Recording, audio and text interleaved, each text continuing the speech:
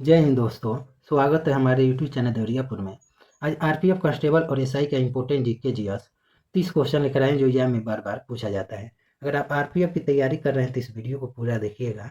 अगर आप इस चैनल पर नए हैं तो कृपया सब्सक्राइब करें, लाइक करें और बेल आइकन दबाना ना भूलें। तो चलिए क्वेश्चन की तरफ चलते हैं। पहला क्वेश्चन है, ईफिल टावर स्थित है।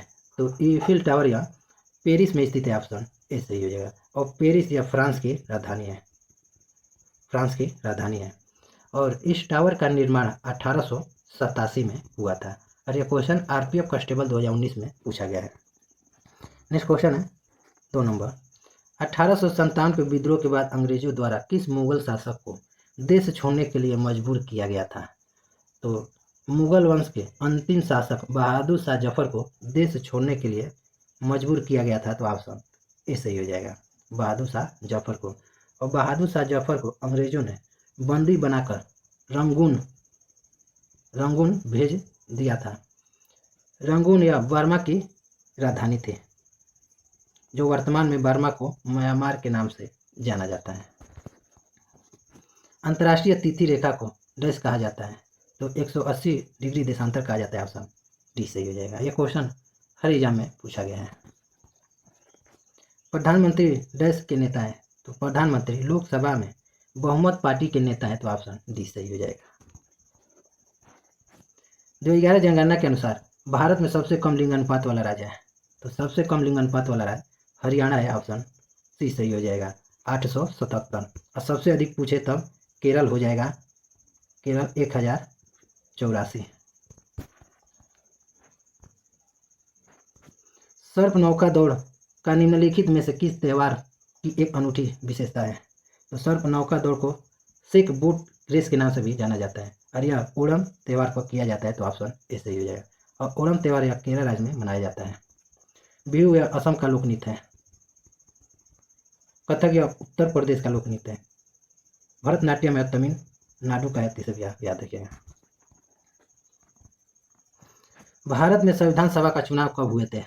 तो भारत में संविधान सभा का चुनाव जुलाई 1946 में हुआ था। ऑप्शन डी सही हो जाएगा। यह क्वेश्चन एसएससी जीडी में पूछा गया है। निम्नलिखित में से कौन सा झरना भारत में सबसे ऊंचा झरना है?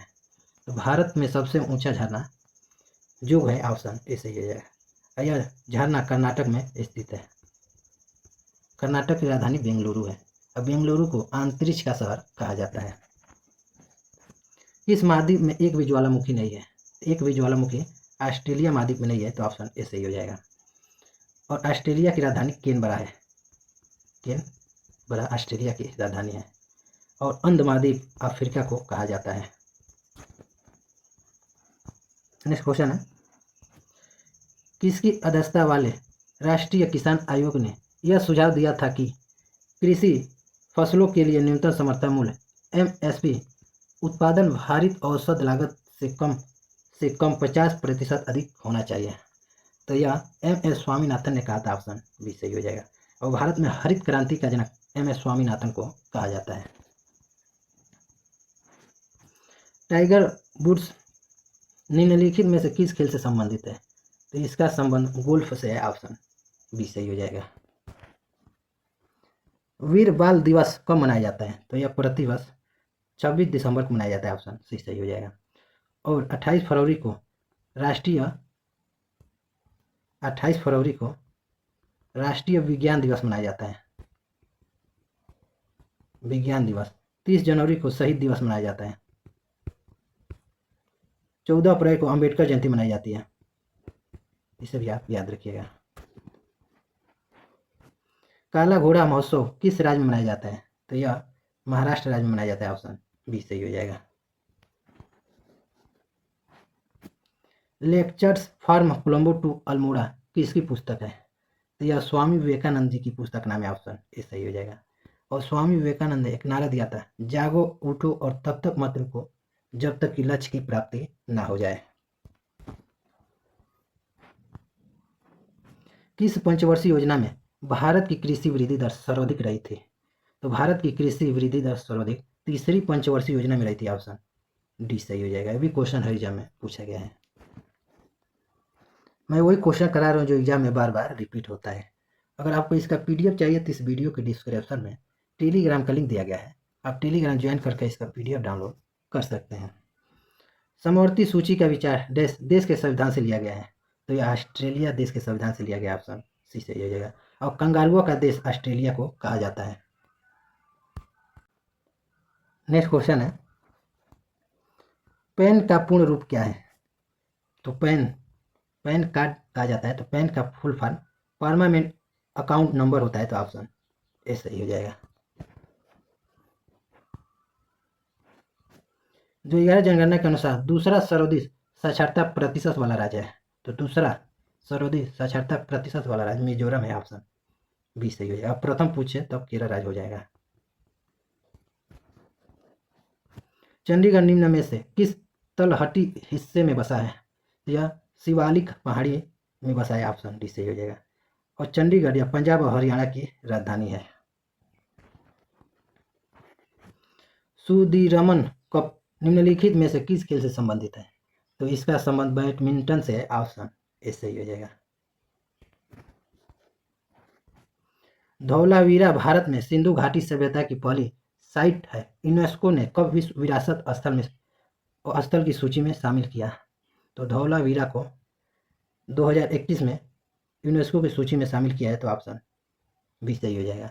और धौलावीरा यूनेस्को की सूची में शामिल होने वाला भारत का 40वां नंबर का स्थल है, तीसरी याद रखिएगा। श्रीलंका के बाद भारत का दूसरा निकटतम समुद्री पड़ोसी देश है, तो इंडोनेशिया है, ऑप्शन ए सही हो जाएगा। इंडोनेशिया की राजधानी नुसांतारा है। नेक्स्ट क्वेश्चन है 23 नंबर, भारत के प्रथम गवर्नर जनरल कौन थे? तो भारत के प्रथम governor general Lord William Bentinck थे, ऑप्शन ए सही हो जाएगा। और अंतिम कौन थे? तो चक्रवर्ती राजगोपालाचारी थे। यह RPF कांस्टेबल में 30 मार्च 2019 शिफ्ट बी में क्वेश्चन पूछा गया है। अवनी लेखरा किस खेल से संबंधित है? तो इनका संबंध शूटिंग से है, ऑप्शन सी सही हो जाएगा, शूटिंग।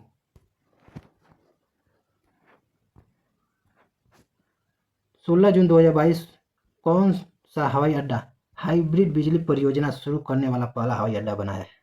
तो दिल्ली हवाई अड्डा बना है, ऑप्शन ए सही हो जाएगा, दिल्ली हवाई अड्डा।